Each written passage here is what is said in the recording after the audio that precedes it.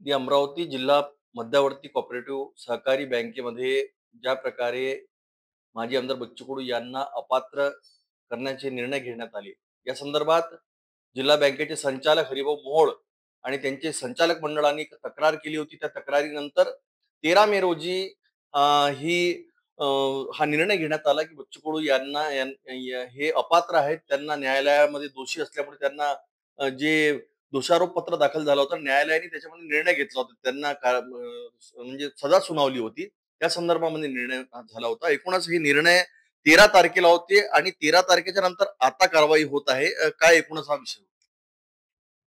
तुम्हाला कल्पना असेलच, जी 13 मेची ऑर्डर आहे, त्या विभागीय सहनिबंधकाच्या ऑर्डरमध्ये कोणतीही ऑर्डर होत असताना पूर्ण संदर्भ दिला जात असतात. 31 जानेवारी 2025ला मी ते दाखल केलं होतं. मी आणि आमचे 11 संचालक आम्ही जिल्हा मध्यवर्ती सहकारी बँकेच्या 12 संचालकांनी मिळून ते दाखल केलं. पटलावर ते 3 फेब्रुवारीला घेण्यात आलं आणि त्यानंतर रिसनप्रमाणे आमची बाजू, बच्चू कडूंची बाजू, बँकेची बाजू याच्या सुनावण्या घेण्यात आल्या. हा सुस्पष्ट व्यवहार, सुस्पष्ट सुनावण्या ह्या रेकॉर्डवर दिसतात. असं असताना मी आजचे वृत्तपत्र आणि कालच्या इलेक्ट्रॉनिक्स माध्यमातून जेव्हा पाहिलं की आम्हाला काही माहीतच नव्हतं, अत्यंत दुर्दैवाची बाब आहे. इतकंच नाही, ही कारवाई निश्चितपणे आपल्यावर होणार म्हणून मुंबई हायकोर्ट, नाशिक, नागपूर बेंच याची मदत घेण्यात आली.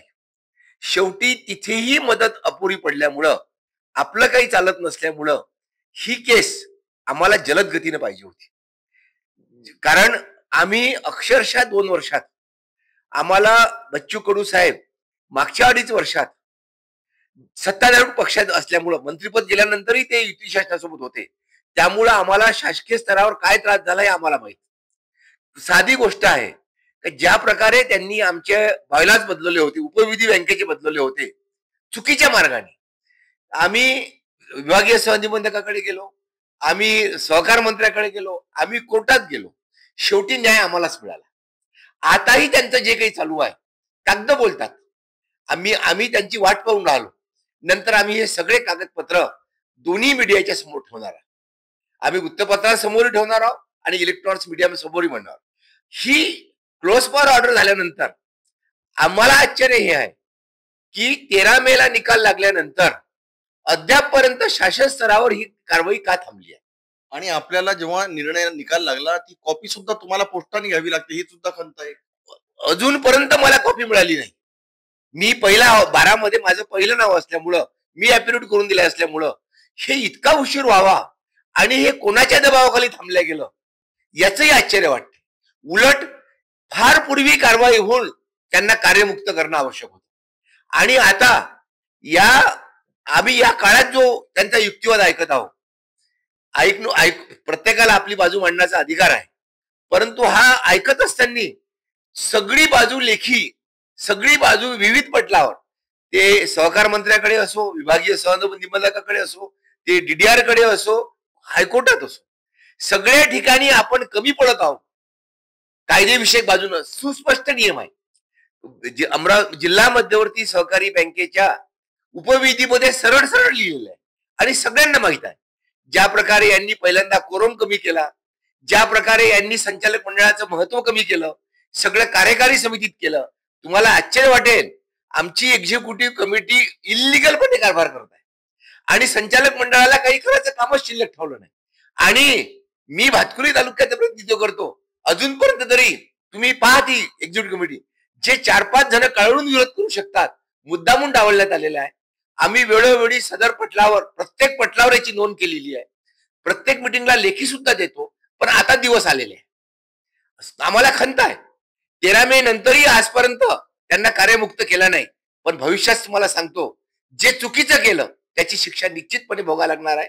आणि आर्थिक दृष्ट्या, मी आताच एक व्हिडिओ ऐकला त्यांच्या संबंधित व्यक्तीचा, आर्थिक दृष्ट्या बँकेत काय सुरू आहे. अभिजित ढेपे म्हणे आरोप बिनबुडाचे आहे, भ्रष्टाचाराचे आरोप बिनबुडाचे आहे, असं सुद्धा बोलले. आता तुम्हाला सांगतो, तुम्ही आता नाव घेतलं म्हणून मी नाव घेत नसतो, त्यांचे किती नातेवाईक या लिस्टमध्ये आहे, नवीन लिस्टमध्ये आहे, त्यांनीच पाहून घ्या.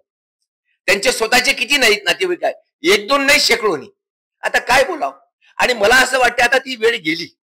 इलेक्ट्रॉनिक्स माध्यमातून उत्तम आरोप करण्यापेक्षा आता जे काही होईल ते विभागीय सहनिबंधकासमोर होईल, ते सहकार न्यायालयात होईल, ते हायकोर्टात होईल आणि हा निर्णय आता लवकरच अपेक्षित आहे.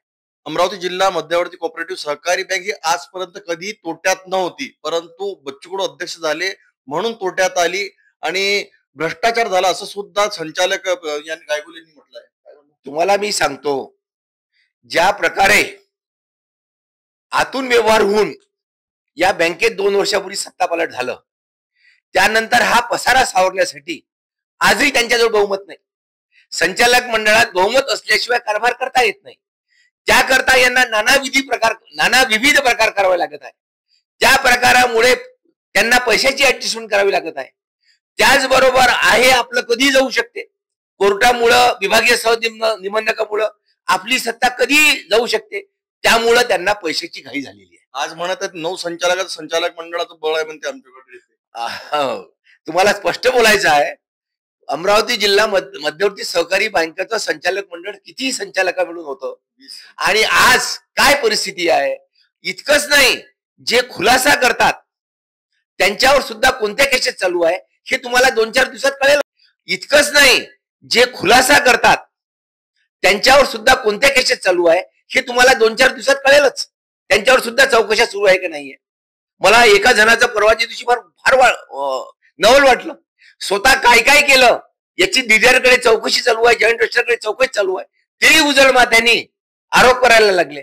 पण मला जास्त शाब्दिक वाद टाळल्याशिवाय आता विभागीय सहनिबंधक आणि उच्च न्याय स्तरावर दूध का दूध पाणी लवकरच होणार, एवढं मी तुम्हाला निश्चितपणे सांगतो. नमस्कार. एकूणच आपल्या सोबत होते अमरावती जिल्हा मध्यवर्ती सहकारी बँकेचे संचालक हरिभाऊ मोहोळ. त्यांनी स्पष्ट केलं आहे की आम्ही नाही बोलणार, आमचे कागदपत्र क्लिअर बोलणार आणि ज्या प्रकारे जिल्हा बँकेमध्ये अनियमितता झाली आहे ही आम्ही लवकरच मीडिया समोर सुद्धा मांडणार आहे. आणि काही बँकेच्या संचालक मंडळाने सुद्धा जे जे कारभार केलेले आहे, जे जे अनियमित कारभार केलेले आहे, नियमांना डावलून जे कारभार केले आहे ते सुद्धा आम्ही समोर आणू.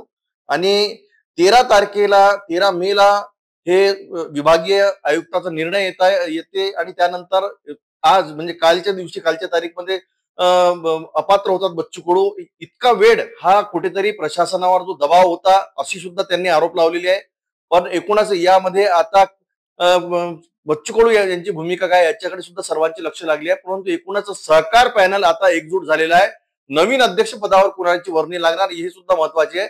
येणाऱ्या काळात या सहकार क्षेत्रामध्ये ज्या प्रकारे राजकीय उलाढाल होत आहे, कोणाचं पारडं भारी होते, कोणाचं पारडं हलकं होते, यावर आता लक्ष जनतेचं आहे.